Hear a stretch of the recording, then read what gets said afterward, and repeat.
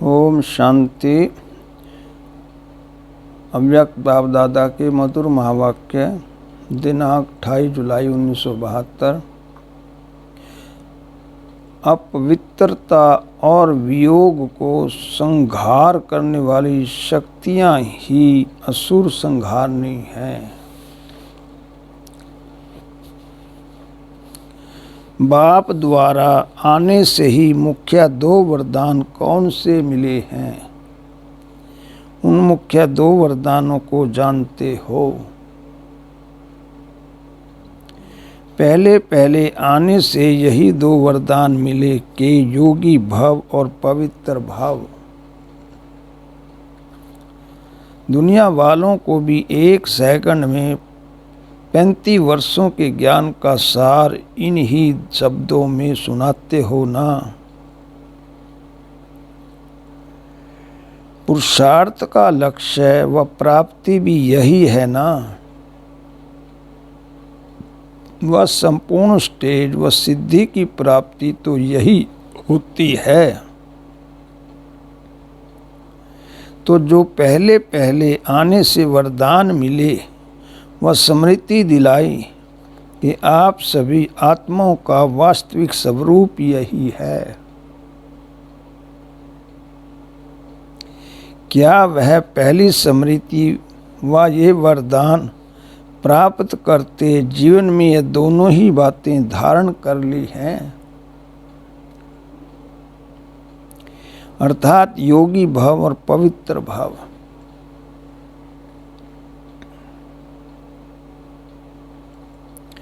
ऐसी जीवन बन गई है कि अभी बन रही है।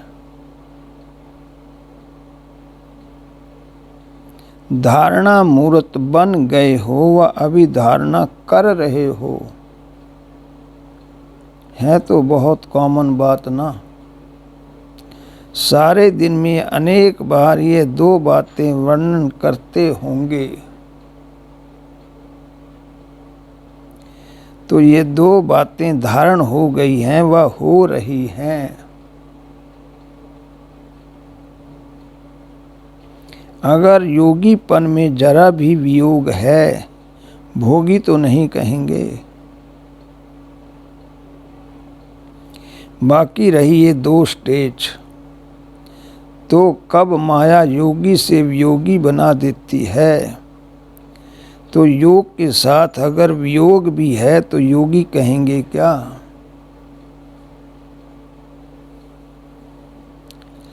आप लोग समय ही औरों को सुनाते हो कि अगर अपवित्रता भी जरा भी अपवित्रता है तो उसको क्या कहेंगे? अभी भी वियोगी हो गया।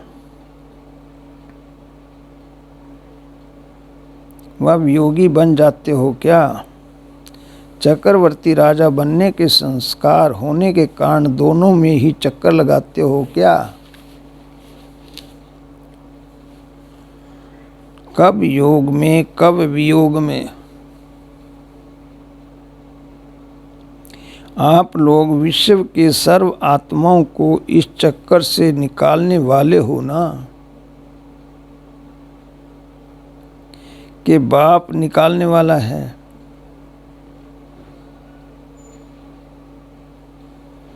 और आप चक्कर लगाने वाले हो। तो जो चक्कर से निकालने वाले हैं वह समय भी चक्कर लगाते हैं।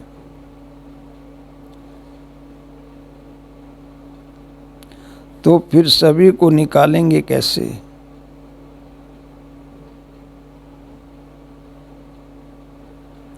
जैसे भक्ति मार्ग के अनेक प्रकार के व्यर्थ चक्रों से निकल चुके हो, तब ही अपने निश्चय और नशे के आधार पर सभी को चैलेंज करते हो कि इन भक्ति के चक्रों से छूटें। ऐसे ही वह है तन द्वारा चक्कर काटना, और ये है मन द्वारा चक्कर काटना। तो तन द्वारा चक्कर लगाना अब छोड़ दिया। बाकी मन का चक्कर अभी नहीं छूटा है।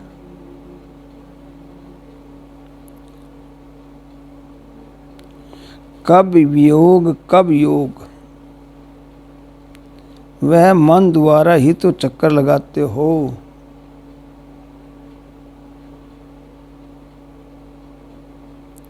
क्या अब तक भी माया में इतनी शक्ति रही है क्या, जो मास्टर सर्वशक्तिवान को भी चक्कर में ला देवे।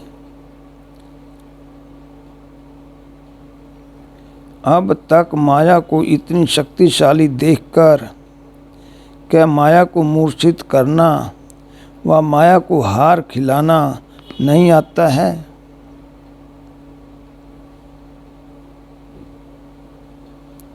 अभी तक भी उसको देखते रहते हो कि हमारे ऊपर वार कर रही है। अभी तो आप शक्ति सेना और पांडव सेना को अन्य आत्माओं के ऊपर माया का वार देखते हुए रहमदिल बनकर रहम करने का समय आया है। तो क्या अब तक अपने ऊपर भी रहम नहीं किया है। अब तो शक्तियों की शक्ति अन्य आत्माओं की सेवा प्रति कर्तव्य में लगाने की है।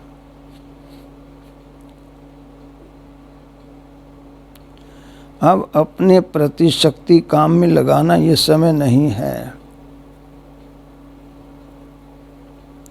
अब शक्तियों का कर्तव्य विश्व कल्याण का है। विश्व कल्याणी गाय हुई हो कि समय कल्याणी हो। नाम क्या है और काम क्या है। नाम एक, काम दूसरा। जैसे लौकिक रूप में भी जब अलबेले छोटे होते हैं, जिम्मेवारी नहीं होती है, तो समय व शक्ति व धन अपने प्रति ही लगाते हैं। लेकिन जब हद के रचता बन जाते हैं तो भी शक्तियाँ व समय है वह रचना के प्रति लगाते हैं। तो अब कौन हो। अब मास्टर रचता। जगत माताएं नहीं बनी हो। विश्व के उद्धार मूर्त नहीं बनी हो। विश्व के आधार मूर्त नहीं बनी हो। जैसे शक्तियों का गायन है कि एक सेकंड की दृष्टि से असुर संहार करती हैं, तो क्या अपने से आसुरी संस्कार व अपवित्रता को सेकंड में संहार नहीं किया है। वह दूसरों प्रति संहारनी हो, अपने प्रति नहीं। अब तो माया अगर सामना भी करे तो उसकी क्या हालत होनी चाहिए। जैसे छुई का वृक्ष देखा है ना, अगर कोई भी मनुष्य का जरा भी हाथ लगता है तो शक्तिहीन हो जाता है। इसमें टाइम नहीं लगता। तो आपके सिर्फ एक सेकंड के शुद्ध संकल्प की शक्ति से माया छुई मुई माफिक मूर्छित हो जानी चाहिए।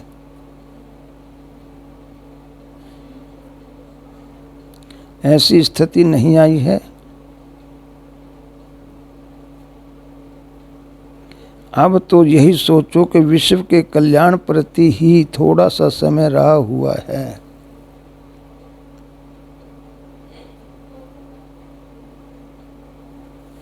नहीं तो विश्व की आत्माएं आप लोगों को उलाना देंगी कि आप लोगों ने 35 वर्षों में इतनी पालना ली, फिर भी कहते हो योगी भव, पवित्र भव बन रहे हैं। और हमको कहते हो 4 वर्ष में वर्षा ले लो, फिर आपका ही उलाना आपको देंगे। फिर आप क्या कहेंगे, यह जो कहते हो कि अभी बन रहे हैं वह बनेंगे करेंगे, यह भाषा भी बदलनी है।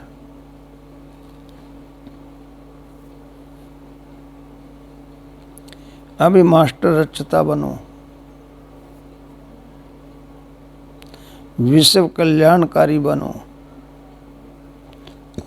अब अपने पुरुषार्थ में समय लगाना, वह समय बीत चुका, अब दूसरों को पुरुषार्थ कराने में लगाओ। जबकि कहते हो दिन प्रतिदिन चढ़ती कला है, तो चढ़ती कला सर्व का भला।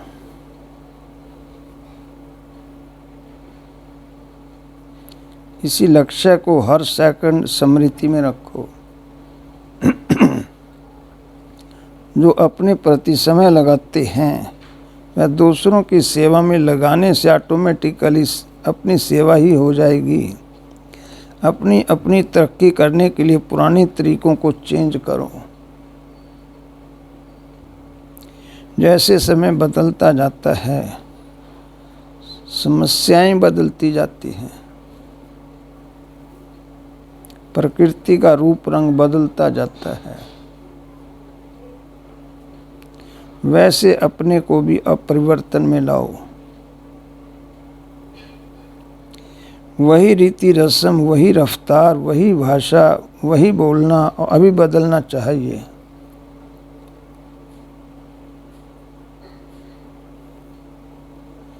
आप अपने को ही नहीं बदलेंगे तो दुनिया को कैसे बदलेंगे। जैसे तमोगुण अति में जा रहा है, यह अनुभव होता है ना, तो आप फिर अतीन्द्रिय सुख में रहो।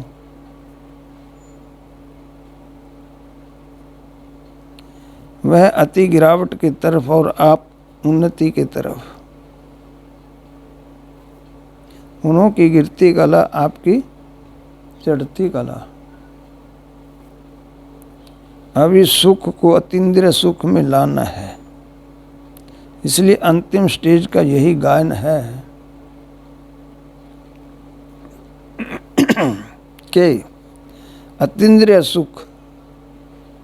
गोप गोपियों से पूछो, सुख की अति होने से विशेष अर्थात दुख की लहर के संकल्प का भी अंत हो जाएगा। तो अब यह नहीं सहना कहना कि करेंगे, बनेंगे, बनकर बना रहे हैं। अब सिर्फ सेवा के लिए ही इस पुरानी दुनिया में बैठे हैं। नहीं तो जैसे बाबा व्यक्त बने वैसे आपको भी साथ ले जाते।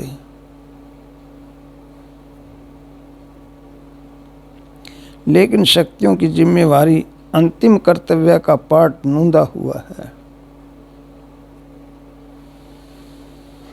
सिर्फ इसी पाठ के लिए बाबा अव्यक्त वतन में और आप व्यक्त में हो।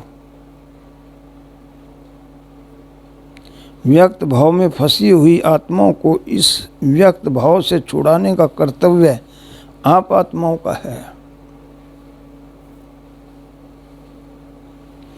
तो जिस कर्तव्य के लिए स्थूल वतन में अब तक रहे हुए हो, उसी कर्तव्य को पालन करने में लग जाओ।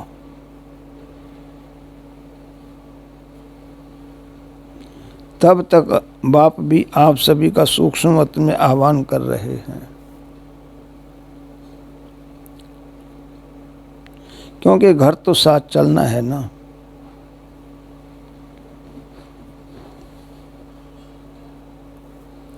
आपके बिना बाप भी अकेला घर में नहीं जा सकता।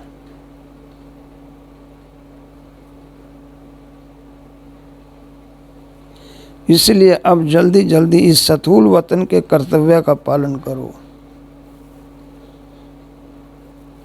फिर साथ घर में चलेंगे, वह अपने राज्य में राज्य करेंगे।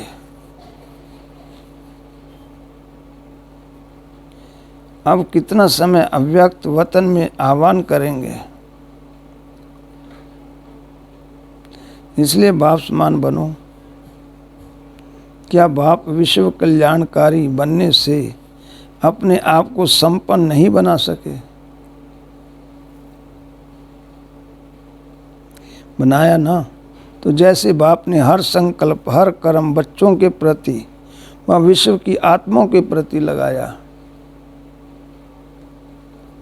वैसे ही फॉलो फादर करो।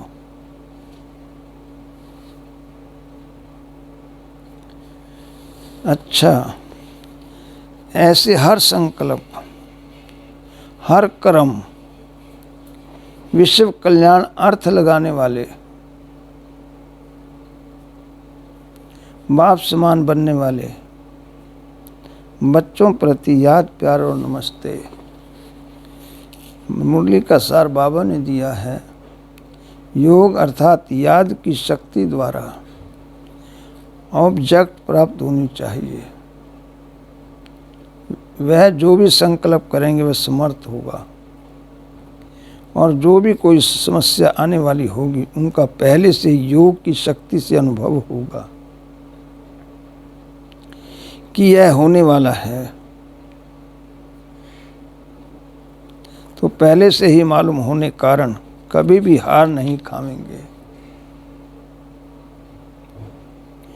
ओम शांति।